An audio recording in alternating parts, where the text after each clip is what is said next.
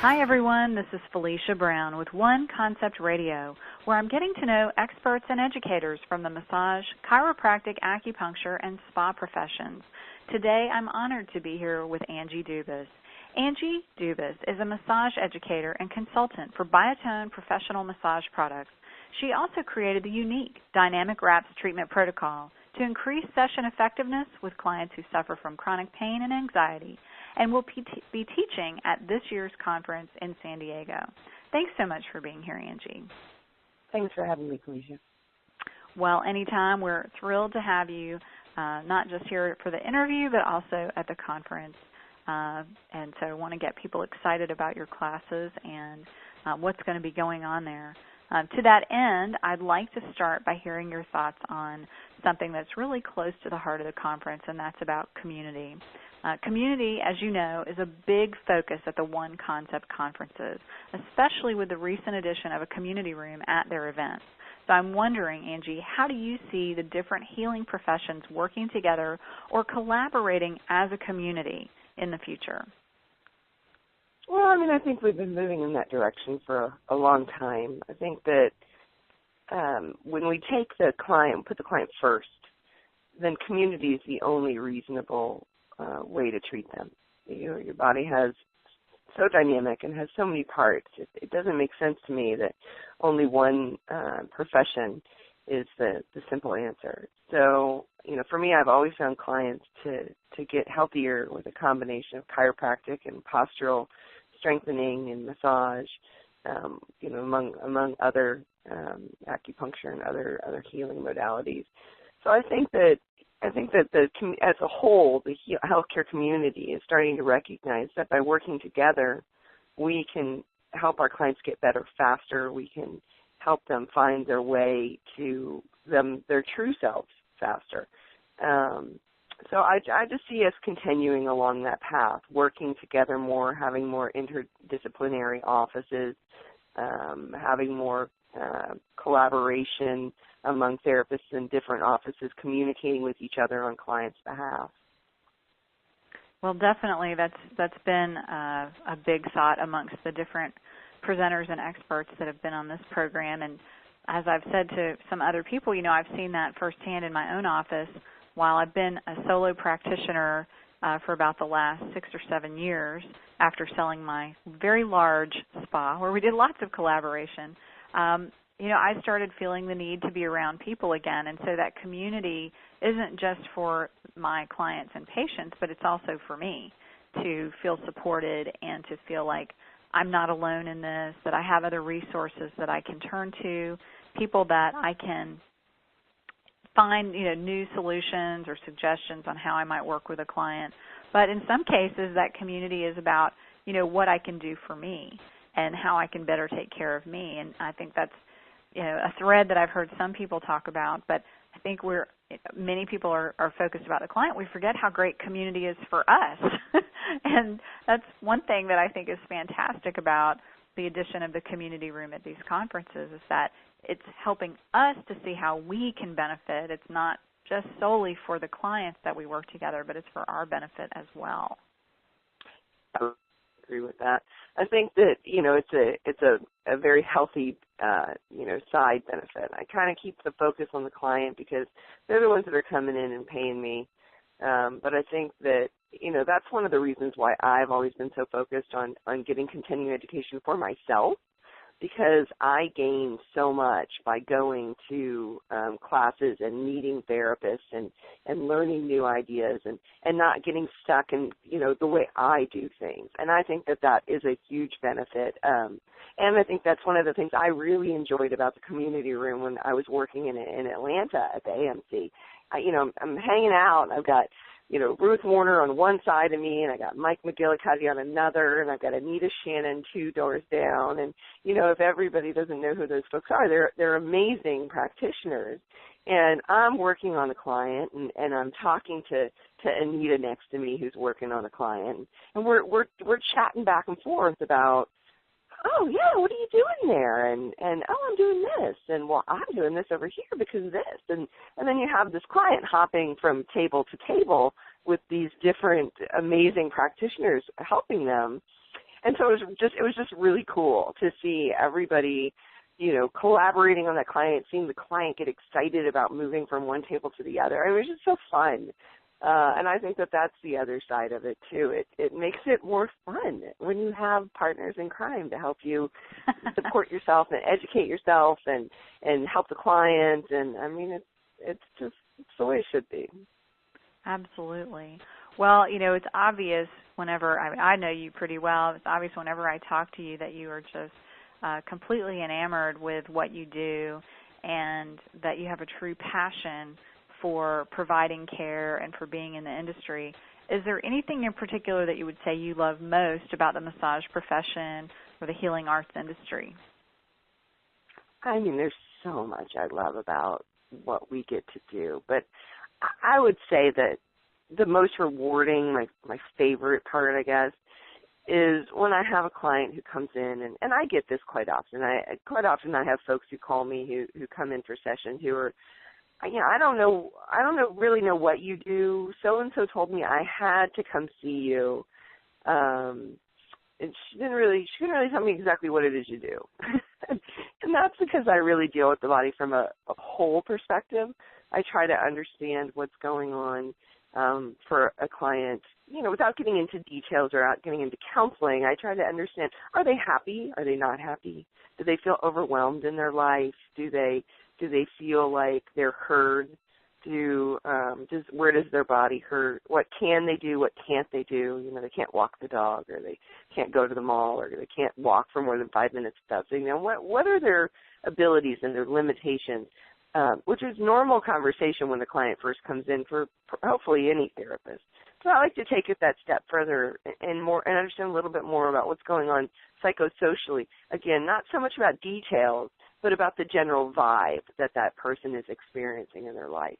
And so when I take a person, or when a person comes in who has more than just your normal aches and pains going on, they've got something chronic going on. They've got some type of extreme anxiety, and they feel locked in their life, and maybe even to the point of being hopeless because they've been through so many therapies and they've seen so many doctors, and the traditional methods just aren't helping them get to where they need to be. And then I take that person and I put them back in control, and I go, look, I can't do anything for you. You can't do for yourself. I'm just a guide. You have to choose to work toward whatever your goal is, and I'm here to help facilitate you. And I watch as over time for those folks who choose to participate in that type of therapy, I watch them become empowered. And maybe we resolve part of their issue and their pain decreases. Maybe we don't, depending on what's going on. But helping a person take control back of the way they choose to interact with their life, the way they choose to feel in their life, and seeing them become empowered and happier and regain hope and find themselves again, regardless of where their pain is, and then find them to be able to enjoy their lives. I think that is probably my most favorite thing about what we get to do is helping people restore their own hope and their own sense of self, regardless of what their life situation might be. That's beautiful, and to some extent it mirrors my thought. I don't know if I would have said it or could have said it quite as eloquently, but my very basic reason for getting into massage many years ago was to offer people options for their health and wellness, and I felt like massage was a great option that I could offer them. And, over the years have come to see that it's so much more, but the way that you stated that and to, simply restoring their sense of hope is absolutely beautiful. It's a pretty, and I think it's important for therapists to remember it's not us. The clients are the ones that have all the choices. They're the ones that have all the powers. We can't do anything to or for them that they don't allow us to participate with. So it's really about them, and fundamentally that's what's so beautiful and so inspiring is seeing people who choose to take their life back. Yeah, absolutely. Wow, how do you follow that up with anything else? I guess what I would say is, there are some people that are just kind of getting started in massage therapy and body work or some other aspect of the healing arts, and they may not have thought about it much beyond, the fact that they want to go to school and learn some techniques. So I'm wondering if, for the people that are just starting out, Angie, if there's one piece of advice that you would give to them. I would say, you have to take care, like you said earlier, you have to take care of yourself. It's important. If you don't learn to be centered and use good body mechanics and know yourself, it's going to be very hard to stay healthy in this industry, because you have a lot of clients who have pain, you have a lot of clients who don't know what they want, and it's unintentional, but that process, that interaction between therapist and client, it can be exhausting if the therapist isn't centered. So, for me, I think that that's the first step. That said, from the perspective of therapy, my advice is to remain focused on the client. Understand that you are there for them. So take your garbage and leave it outside the door and focus on who is this person, what is it that they need, and what parts of that can you provide, and what parts, if you can't provide it, can you help them find elsewhere. And I think that you don't always know the answers, but if you come at it with that intention, you end up with a broader view and more of a capacity to take in information and assimilate that information and then create a plan that works for both you as the therapist and the client. I think that's some fantastic advice. And as I'm listening to you, I'm thinking, I think I might know why today's massages that I didn't feel so easy, because I'm not feeling very centered today. So it's a good reminder for me to do what I need to do for myself. But I think it's a wake-up call for all of us to really, stay in tune and pay attention to what's going on with us so that we can stay in that present, focused place of awareness and be able to give the clients what they need when we're in session with them, and to do it from a place of wholeness as opposed to a place of scatteredness. Yeah, one of the things that I do, and when I talk to people about it, sometimes they kind of giggle at me, and new therapists may or may not totally get it, but some folks have seen the movie Stargate or a similar type movie, and part of the movie they had like a portal, right? And there was this ring-shaped portal, and it had sort of an electric force field that was moving in the middle of the portal, right?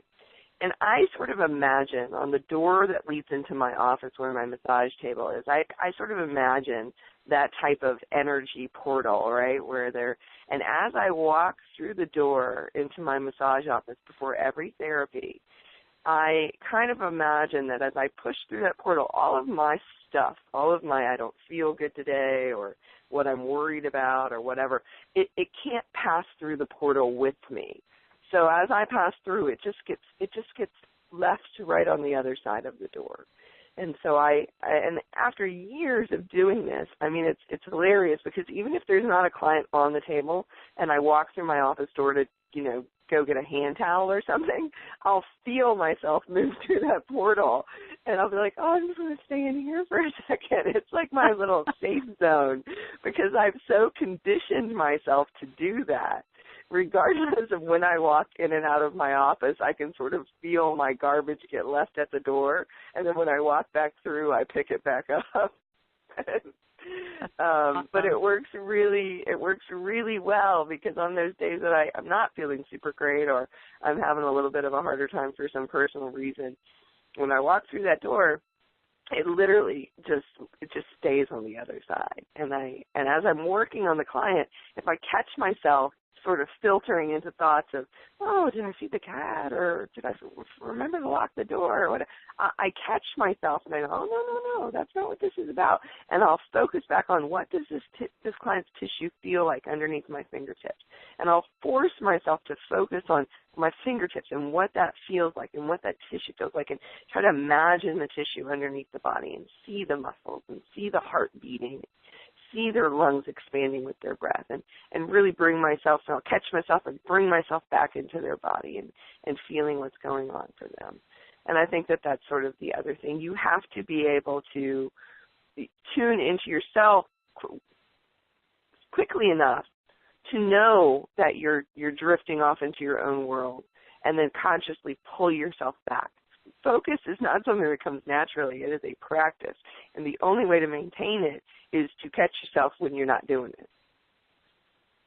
Yeah, oh, such great advice, Angie. And for anyone that has taken your class, they know what an amazing educator you are.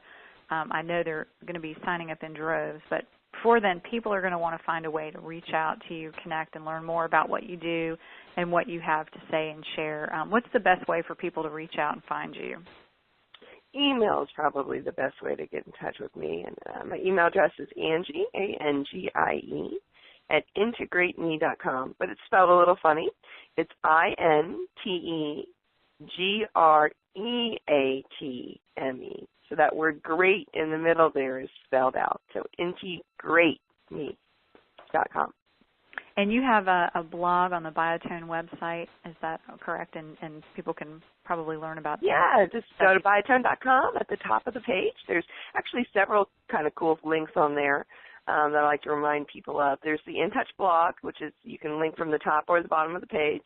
If you scroll to the bottom of the page, there's a treatment video link, and we have about 5 or 6 treatment videos up there showing some cool spa techniques. And there's several techniques in those videos, even if you don't do spa or don't do wraps, that you could use in other sessions. And then there's also a treatment protocol link where there's tons of treatment protocols that we've come up with that are, again, many of them spa related, but there's also scalp treatments and face treatments and foot treatments and all kinds of fun stuff. Fantastic. Well, for everyone listening, if you would like to meet Angie Dubis or enroll in one of her classes, please join us for the One Concept American Massage, Chiropractic, Acupuncture, and Spa Conference in San Diego, California, September 13th through 15th. Just go to oneconcept.com. That's the word one, O-N-E, concept.com for more information and to register. Hope to see you there.